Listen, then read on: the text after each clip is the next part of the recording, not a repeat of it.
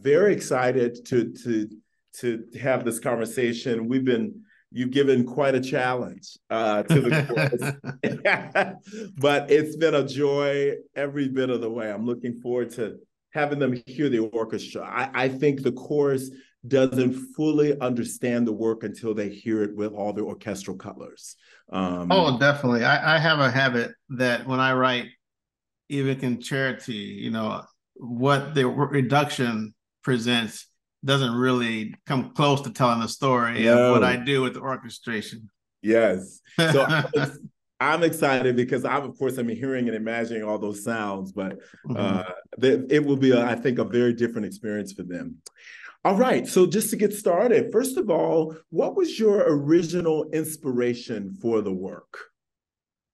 Well, when I was approached by the May Festival Chorus and Cincinnati Symphony to write this, they wanted something that would be about joy and about belonging. And I was very happy to do that because some of the other works were that I was being commissioned to write were on subjects of tragedy and just very hardship and all those type of things. So I really wanted to write something different. The main challenge for me in this was finding text. It took quite a while to find text that I could use, and because of my own time constraints, just to find something that was in the public domain. But I really Yes. want to start like with this idea of breathing life into something. So that's why I started and paraphrase part of Genesis in terms of that breath of life, and then the idea of singing, just the joy of coming together in the collaborative aspect of Yes. singing and really having a good time expressing these ideas. So that's how it all came about. Mm-hmm. For those of you who are just tuning in, this is James Lee III, composer and professor at Morgan State University. The Washington Chorus on November 5th will be performing his, I always want to get the title correct, Breaths of Universal Longings. That was premiered at the National ACDA Conference this past March 2023, and we will be having the DC East Coast premiere, if you will, of this fabulous work for mixed chorus, youth chorus, and orchestra. And James, there are four movements in the piece. I know that as we've been working on it and as I've been studying the works, they almost feel modular, like they could live on their own or they could live as one combined work.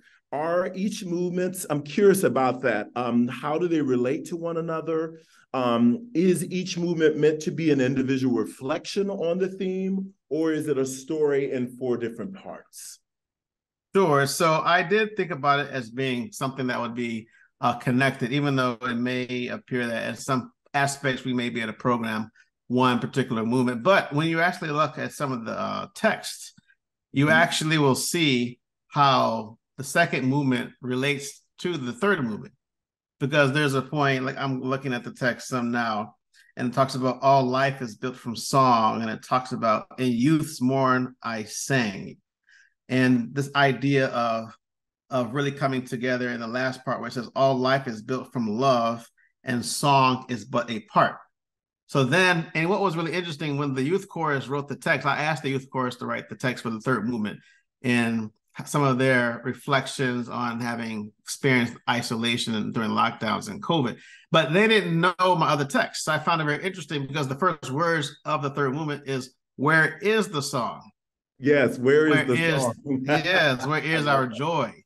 So I Yes. think it works very well because the first and the last movement are the ones that are in terms of the choral singing and the orchestral writing that are more on the dynamic kind of virtuosic side, but the second and third movements are the more reflective inner movements of the piece, and that's how I really wanted to design it in terms of that shape from beginning to the very end. But I even the second movement have some powerful moments. I It mean, does, it you does. still give us a bit of you give us an experience that still feels visceral and captivating, I think, in every movement. I think that's why sometimes the work can feel like it's four parts to one story. But it's great to hear that connection. Now that you say that, I have a question about how, obviously you chose Genesis from the idea of starting with, with humanity and breath and song, and then the youth reflection coming out of COVID, which I think is so powerful. But how did you choose the other two poets? Okay, so as I thought about the first one and then moving on to the second one, I thought about this particular poem and this man who has some wisdom and he has lived a long life and he's reflecting on that life. And I thought about that idea of melody and singing and how that, something like, for example, if I look in the middle part of this text, he says, all life is built from song. I sang amid the fight to life's sun-setting years, my feet have come, alas. Mm-hmm. And through its hopes and fears, again, I shall not pass. So just when I was thinking about that, I was talking about, that would connect it between 1 and 3.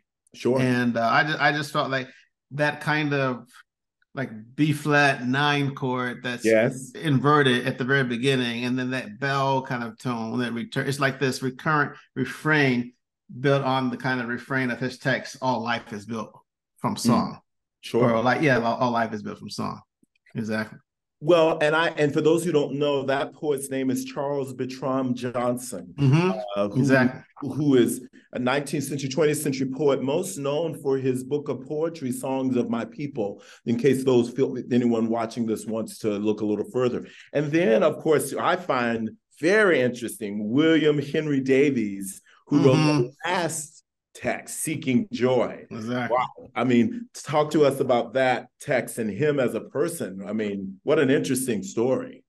Yes, and I didn't know about him so much as a person, but I knew that the text really spoke to me because of having gone through this journey from the first to the third movement and looking about where is joy. And then it says, and then the end of the third movement, like, here is our joy, seeing, meaning, breathing, being, and then singing. So then we're searching for, that's something we want, because part of the title, Breaths are Universal Longings. The idea is that there are certain aspects of humanity that we all can desire and we all have in common, regardless of ethnicity or religious practices. Absolutely. So we all want to be loved. We all want to belong to somewhere. We want to be in good health. We all want to have joy. So in this last moment, joy, I have sought thee. And all the things that were considered to be so important in life may not be as important as one might think when you think about the joy that one would want to have. So then it talks about the wine that the person drank, the garments that they wore, all the pleasures of the world, all the things that they thought was going to bring them joy. And then they finally found the true joy. So it's this last movement is kind of like in a large binary form, even though it kind of brings back some elements from parts of the movement that return. Sure. I mean, and this idea, I find joy with clouds, birds, flowers. We also know that William Davies was houseless or homeless. And so, I mean, and became this famous poet. And so his understanding of what true joy is, I think is definitely universal and on a very deep level. So thank you for that. I've had a great time getting to know his life and the work. I love, this is what I have here. I love your writing style, just and how colorful things are vocally, harmonically, orchestrally. Often you use poly chords. D flat, E flat, B minor, C sharp minor. I'm just curious if that's your normal vocabulary of writing, or is that specific to this work? Yeah, that's part of my vocabulary. I love using poly chords. And when you were talking about the text about the clouds, I knew that would be a wonderful moment that I could experiment with the chorus and having them descend and form this beautiful cluster chord. So I'm always thinking about pacing when events unfold, and then how I can make certain harmonies as beautiful as possible to really make an impression on not only the listener, but those who are performing it, those who are part of the beautiful music making. So I love writing. Sometimes I would write like second inversion triads and juxtapose them with each other. So it gives you like this other harmony. So it might be a duality in harmonies that sometimes go into like a polytonal world, but really to evoke the sublime in some places. That's really what I was trying to get in some of the last movement, especially. Yes. I'm just writing some notes down because that is what I sense. I mean, I think of this. There's one moment that talks about the sun. And I call it the sun chord because okay. You've got it. Just sounds. It's just bright. It's open. It's give you lots of color in life. What is something you would want the audience to know about the work as they enjoy its performance, and any particular moments even that you want them to look out for? Sure. When thinking about this work, I would like the audience to, I've been told that a lot of my music has a narrative quality, and I usually take the listener on a journey. And when we think about that first movement, and it starts out with a thinner texture, and when the word dust is sung, and as it continues, and then we talk about being formed from the dust of the ground and becoming this living being. Then when we think about that particular growth, I love to work with textures that are very thin and then come to a density that is like this monumental moment in time where that pacing has really built up. And that's something that I really love doing in my writing for orchestra, and then now with the chorus. But I didn't want this piece to be simply something that was I know I was supposed to highlight the chorus, but I really want this to be a really interesting collaboration, so that the chorus is not singing just beautiful harmonies and then the orchestra is playing like sustained chords all the time. There's a real collaboration here. Very much. So much so that even in the chorus and like the last movement, when we talk about joy, I have found thee. Yes. I really wanted to kind of work on what might be considered more of an instrumental type writing and incorporate that in the chorus. So it's like it's in 5/8. Yes. And in 5/8 you have the irregular rhythm. And I actually tried to say it myself and see if I could, I'm not so much sing it, but see it with the language and the tongue and the placement. Yes. Could I really say that at that tempo? And I realized if I can do it, then I'm sure the choruses could do that. Moment. I love it. Because then you have this density, but then all of a sudden, you have this really intimate, quiet moment where it almost as a whisper, and it keeps growing, and then the orchestra keeps growing to give you this excitement about I finally found something that is of value to me. Yes. So I think that would be a place that would be really interesting for our listeners. And then going back, I think from the third movement. Yes. I think that's probably one of my favorite moments too, when the youth are singing. And when they sing about where is the song, where is the joy, etc. And some of the harmonies that are there, because when they sing, then the orchestra, they kind of just appear, It's not like it's like, for example, we have this kind of ominous beginning with the strings ascending and the harp is playing at the beginning of the third movement. But then at that particular low part in the range, and the sopranos and altos in the youth chorus, when they're singing "Where's the Song," and then the answer in the tenor and bass in the youth chorus, then the orchestra just kind of sneaks in, kind of with the soft dynamic on these open like fifth chords that have a little distance with seconds there. Yes, yeah. I'm like, sort of a fifth. Yeah. So when that happens, and because then the chorus, and then when they arrive on like searching, longing, and then there's this crescendo in the orchestration there. I mean, that's probably one of my favorite moments in the piece. Wow. I have many favorites. I feel like for me, I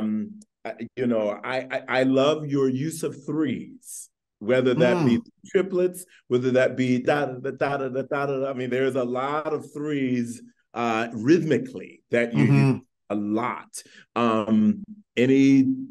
Any thoughts about that? You just love that rhythm? Just Yeah, that's probably something that was just subconsciously something that just came out in the way I wanted to express some of those interesting. ideas. Okay. Yeah. Yeah. Because it's a kernel in every movement. That Mm-hmm. is the da da da da da da da da is what we get a lot, you know. Mm-hmm.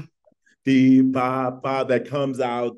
I mean, and I've been trying to help the choir see this is that motive again, you know. Sure. And of course, yeah, that was something that I would use that comes out internally, but something that as I work throughout the piece to try to bring some unifying factors to it as Sure. well over Absolutely. the span of the four movements. And then last question today is, as this work is meant to embody the power of the human voice and the universality of singing, how has that power manifested in your own life and your musical experience? Yeah, good question.